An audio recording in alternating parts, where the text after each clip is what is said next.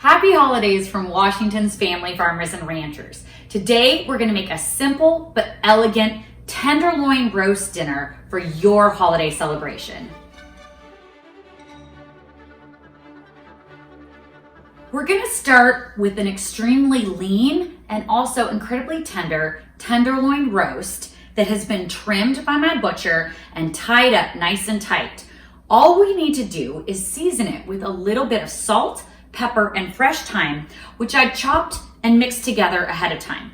So you really just wanna sprinkle this over the top of your roast, work over the top of a cutting board or a counter that you don't mind if it's gonna get a little bit dirty, as we lightly season this beautiful roast. Now, the beauty of a tenderloin roast is that you can scale it up or down, whether you're having a really small family dinner or just a few of your closest relatives over this holiday season. This will make a beautiful centerpiece to your holiday table.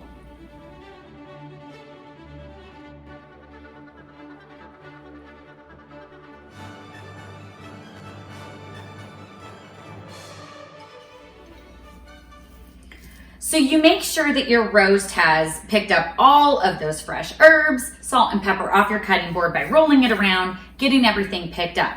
And now it's ready to go into a 425-degree oven. If you don't have a roasting rack, that's no problem. All you need is a cookie sheet and a few sliced sweet onions. By putting your roast up on top of a roasting rack or these sweet onions, you allow the heat from your oven to evenly cook all the way around the roast so you get a perfect medium rare doneness. The last thing you need to do to prepare your roast for going into the oven is putting an oven-safe digital thermometer in to make sure you have the perfect doneness. Now what I'm gonna do is insert this into the thickest part of the roast. A tenderloin roast is easy to go right in through the end, and you wanna get into the middle of the roast. This is gonna sit on the outside of the oven, and a timer is gonna go off when it hits 130 degrees. At 130 degrees, I'll pull the roast out and let it rest so the temperature can continue to rise up to a perfect medium rare. A little festive trick that makes this a beautiful holiday one-sheet wonder is to add your veggies to your cookie sheet and cook them right along with your roast. Here I have some cranberries, some small onions, and a few Brussels sprouts. I'm just gonna add a little bit of olive oil to these, and I have some salt, pepper, and thyme left over from seasoning the roast. So we'll just give this a quick toss and surround our roast with these veggies. And as the roast cooks, oh, that's so pretty, so will the vegetables. And really, when you're done, you pull it out, put it on a serving platter, and it is a beautiful centerpiece to your holiday dinner table.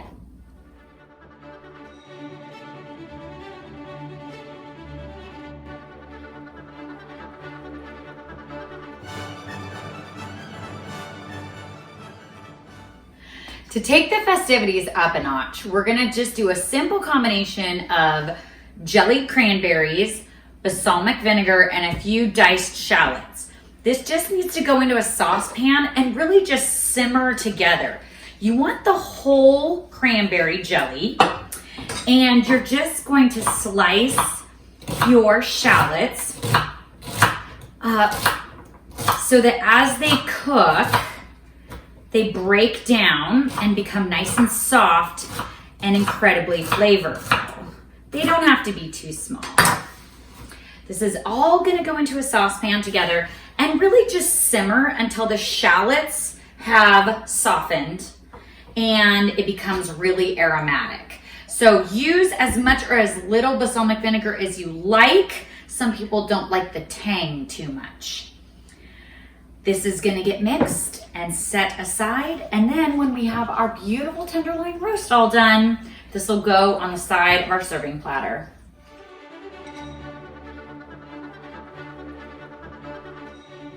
When you pull your roast out at 130 degrees, you're gonna let it rest for about 10 minutes. This is great because you'll be able to finish up your cranberry sauce.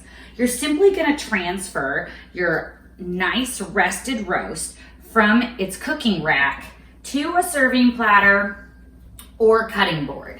We'll go ahead and get this sliced up and serve up some dinner. So our roast is out of the oven and rested. We have these beautiful caramelized veggies, cranberries, onions, and Brussels sprouts. I love it when they get crispy and brown on the edges and pick up all the wonderful juicy flavor of the beef. I've sliced up our tenderloin roast, and I really think that this is just one of the most delicious, easy, and satisfying holiday meals that you can celebrate with your family. Happy holidays from Washington's family farmers and ranchers, and happy holiday roasting.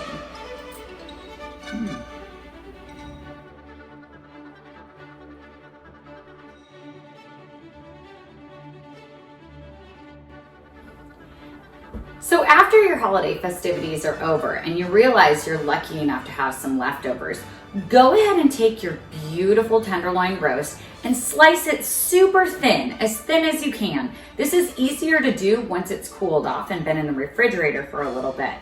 Find a nice crunchy French baguette, pile in your thin slices of tenderloin steak, take a little bit of that cranberry sauce that we made for our dinner roast, even better if it's cooled off and chilled in the fridge and you're eating it the next day, and just a little bit of goat cheese, or you could even use blue cheese if you prefer, to crumble over the top.